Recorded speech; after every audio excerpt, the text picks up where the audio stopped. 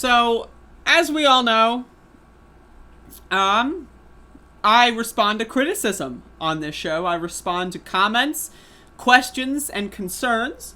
And I like to, if you leave any sort of interaction on my show, I like you to understand that there is a chance that, I will make a video about you. And in this case, I'm going to do just that. So I'm doing a follow-up to yesterday's video. Nancy Pelosi throws it all away, bails on Biden's agenda, and I'm going to like my own video live on stream. That's me. And so we got a very interesting comment. And so a couple people that follow the show responded here, and it became a very, very, very long, there's a lot going on. So I want to read this comment chain from Mad Ocelot God 81. Now, this is a Force the Voter, folks. As we all know, Force the Vote is the most pivotal strategy in the history of the world. Where you were on January 6th, how you felt about the election being, purportedly stolen, and if you, carried water for Republicans peddling that lie, whatever. How you feel about vaccines and ending a pandemic, that's whatever. But Force the Vote is the most pivotal issue in the history of the world. So I want to read this criticism here. And some of my followers engaged on my behalf. So let's read it. Glad I supported Force the Vote. Glad I supported confrontation with the establishment! Exclamation point. I'd sure be embarrassed if I was a public figure who did not. So again, what they're referring to is a quote-unquote, I don't even know what they even call it, like a strategy or whatever, that Jimmy Dore, a podcaster, promoted in December of 2020, with 3 weeks until the speakership vote. His strategy, if you can call it that, was to not vote for Nancy Pelosi and instead vote, for Kevin McCarthy or someone else as Speaker of the House, and basically demand that they have a floor vote on Medicare for All. Now, they think, for whatever reason, that Medicare for All would pass. They're under the impression that it would pass. Sometimes you talk to Force the Voters who think, oh, no, it wouldn't pass, but we would know who votes no on it. Okay, but that doesn't do anything, and we already know who would vote no on it, so it doesn't really accomplish much. Now, again, if you want to say that you want them to do it, just to be confrontational, okay, but it's not much of a strategy. And now we are in a situation where the progressives in the House of Representatives are actually doing a Force the Vote scenario. That's what this video that this comment is on is about, is them actually doing the Force the Vote scenario in an actually applicable way where they could actually get something passed. This isn't just a pipe dream fantasy world. They are actually using their leverage at this moment to try to get the reconciliation package passed. And that's not good because they didn't force the vote 9 months ago and give the speakership to Kevin McCarthy. But anyway, so we have some responses. M4A FTV was a ridiculous piece of theater that would not have achieved anything and has arguably made M4A harder to achieve. Anyone still shilling for it are the ones who should feel embarrassed. Now that sums up my opinion pretty well. But Matt Ocelot God, they're not having it. They're seeing through the DNC shills that follow my show. Nobody had ever made a convincing case for that outcome. We already knew, or rather know, that's not how it went down for the civil rights movement or women's suffrage. There's precedent. So again, they keep doing this thing where they go, oh, just look at women's suffrage. Look at the civil rights movement. Okay, are you forgetting the amount of outside pressure that was going on in the 1960s when it comes to protests, marches on Washington, etc.? These same people that promote the Force the Vote conspiracy theory are the same people who did a big national March for Medicare for All where only a couple hundred people showed up across 40 cities. It was kind of embarrassing, and there was no organized strategy. There was no centralized strategy. They all just kind of devolved into various protests, most of them just turning into Free Assange protests. It was a little embarrassing. And when they did have House members come up to support the protest and the speakers, they yelled at those House of Representatives members and forced them to leave, saying that they're corrupt and evil. So the March for Medicare for All actually was embarrassing. And so now, again, During the civil rights movement, there were, again, mass mobilizations of very organized protests and marches with very clear and simple demands. That is not the case right now in the Medicare for All movement. And so to make this analogy is just it's just ridiculous. It's ridiculous. But again, we're going to go on. I'm pretty sure the civil rights movement and suffragists didn't fixate on one particular strategy for one particular occasion and talk of nothing else. That's true. The civil rights movement and the women's suffrage movement did have multiple different strategies, and these things happened because of a sustained effort. They didn't just try one strategy and then the next 5 years were like, why didn't you do that? Why didn't you do that? 4 years and 3 months ago, you should have done this. And now they didn't do that. They focused on the future at all times. They tried to have slow but very substantial and very consistent change and to move people in the direction that they desired. They did not harp on what people did 5 years ago or 10 years ago, because that would have been stupid. But Mount Ocelot God responds, we don't either. Now, I don't know what that means, but they don't either. So, now Mad Ocelot God, seemingly, they are living in a fantasy world, because they're under the impression now, again, I want to be very clear, I have not read any of these comments. This is my first time reading them. So, Mad Ocelot God says, we could have been rid of Pelosi if the tweet squad had a spine. It would have achieved some momentum, for one thing. Instead, the left has zero momentum. That's not true.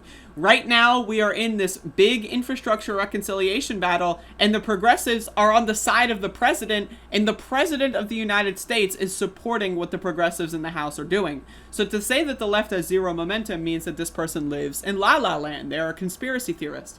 And that's really what it boils down to with Forced to Vote. They're all conspiracy theorists. They do not actually operate in the real world. There's very little difference between QAnon and Forced to Vote. And if you want to hear me go on about that in more detail, you can search my channel for that. I made a video about that. But again, this person is under the impression that they could be rid of Nancy Pelosi. So you want Kevin McCarthy as Speaker of the House. Name another possibility. If so, Nancy Pelosi isn't the Speaker. Who else would have had a good amount of votes to become Speaker? Would it be the Republican candidate or some third candidate that would get 2 votes from Ilhan Omar and Rashida Tlaib? How would Nancy Pelosi not be Speaker right now? In this person's fantasy world, they can't actually explain that. Maybe they can. Let's move on. So, and what would be the alternative to the Pelosi? Andrew Kohler says. Susie M says, no, we'd have lost the vote, and that would give those opposing M4A the momentum. The continued hysterics would have given them more weapons to use against us. Allowing Dore to be your spokesperson was also particularly damaging. As for getting rid of Pelosi, what would have been the outcome if you had? All right, good question. So Mad Ocelot God responds, someone less entrenched, so therefore not as bad. Hopefully the tweet squad wouldn't have been scared of a replacement. What? So Kevin McCarthy. That's the only other option. Bullshit. Voting down M4A would definitely make the establishment Dems far less popular and vulnerable to primaries. So the same group of people that want to push the People's Party and to say we don't need the Democratic Party are the same ones wanting to primary Democrats. Do you want to primary Democrats, or do you want to go to the third party route? Interesting. You liberals. I'll read the comments from my viewers. How? There are so many contingencies that your statement is meaningless. As for Pelosi, who else would be there to replace her? Very simple question. Your continued attacks on progressives is not going to get more elected, which means no M forever, blah, blah, blah. Okay, I agree with you, I'm just saying. But could they realistically have gotten a more progressive speaker via the forced to vote tactic? It's a simple question. How would they have gotten anyone besides Nancy Pelosi and Kevin McCarthy? Unless Matt Ocelot God is endorsing Kevin McCarthy for speaker, which is very possible. So they respond, you liberals keep pretending that it was a complicated situation and likewise try to pretend to be smarter than forced to vote supporters. Now again, I am an anarchist. I am a communist, right? I am way, way, way, way to the left of probably any of my viewers. I don't think there's a single one of my viewers that is to the left of me. I'm going to be honest with y'all. I don't think that there's many. And if any podcasters or, YouTube people, that are in this space that are to the left of me, I'm going to be honest. There's maybe a couple. but not many with YouTube channels. So I'm going to be very clear. When this guy calls me a liberal or my followers a liberal, what that means is anyone I dislike is a liberal. They think that they've somehow maxed out on the far left spectrum. They think that force the vote is the furthest possible left. Anarchist philosophies, mutual aid, organizing, unions, whatever. Protesting, who cares? Really, the biggest way that you can symbolize that you are a left-winger is by supporting or having supported a specific parliamentary procedure in January of 2021. If you didn't do that, or maybe you're 4 years old or whatever and you couldn't have, and then you grow up and you're 30, and then someone says, did you support force the vote? And your response was, oh, I was 4 at the time. Sorry, you can't be a left-winger. You didn't support force the vote. So, Catherine Elizabeth in the chat's like, oh, I'm to the left of you. Yeah, okay, buddy. Sure. Fine. But either way, this guy is a fucking moron. So, I already read that. Versus bad and unpopular Pelosi, we would fucking win. It's simple. Pelosi is actually not unpopular.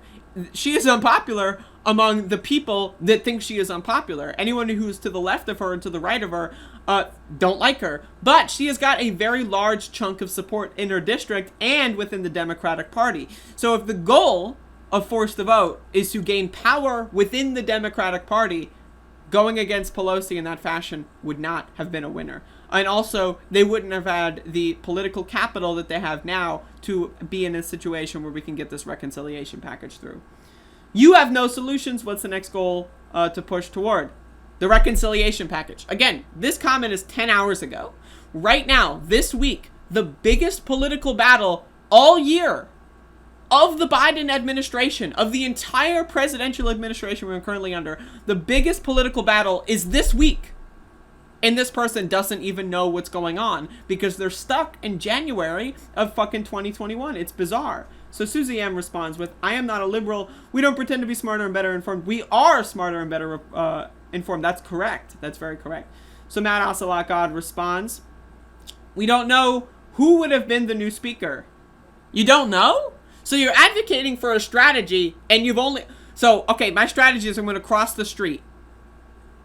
Well, are you, like, you know, it's really... I'm on a highway and I'm going to cross the street. It's in rush hour. There's so much traffic. So what's your strategy? I'm just going to cross the street.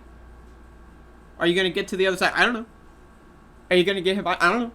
I'm just going to cross the street. What's going to happen after you step forward and there's, 40 cars driving at 60 miles? I don't know. I'm just going to walk in the street. See what happens. Again, these people are not serious. Do I need to read the rest of this? I mean, Lord have mercy. And then Nicole A comes in, goes in. And, oh my god, 6 minutes ago. This motherfucker. Yo, I can't with this shit. This motherfucker posted a comment 6 minutes ago. McCarthy would have only become speaker only if Democrats voted for him, which wouldn't have happened. It's crazy how many people still don't understand. Okay, the Republicans voted for McCarthy. If you're saying to force the vote, the House, right, which is in the House progressives, which are in the middle, would have to vote for someone that's not Pelosi, right? That means they would join the Republicans and then give them the majority with having Kevin McCarthy as speaker. This person literally doesn't know what they're talking about. That would be like if you're working on your car, let's say you had a flat tire, right? And I'm walking on the sidewalk, I come up, it's like, oh, you have a flat tire. Well, let me help you fix that. And so I grab like the jack and the crowbar or whatever, and I have like a tire iron or I don't know. I've never changed a tire, and I just start like jamming, like I just start banging it on like the the trunk or whatever. I just start doing this, and then the owner of the car is like, "What are you doing?" And I'm like, "Oh, I'm just fixing the tire, and I'm just banging the trunk, like, and I'm just like I'm denting your car, and I'm just destroying it." And I just like throw the jack through through the back window. It cracks a little. And then I just like get on top of the car and just start jumping. That's basically what they don't know what they're doing. They're advocating for something and they literally have no idea what the fuck it is. It's like if, I'm playing like, Mega Man, right? And someone like comes up to me, it's like, hey, I can beat that boss for you. And then I give them the controller and then they die 12 times in a row. It's like, I thought you could beat the boss. I thought you knew what you were doing. They don't know what they're doing. They don't know the rules. Like, these people are fucking stupid.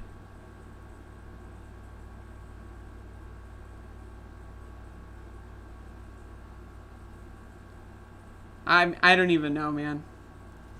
I don't even know.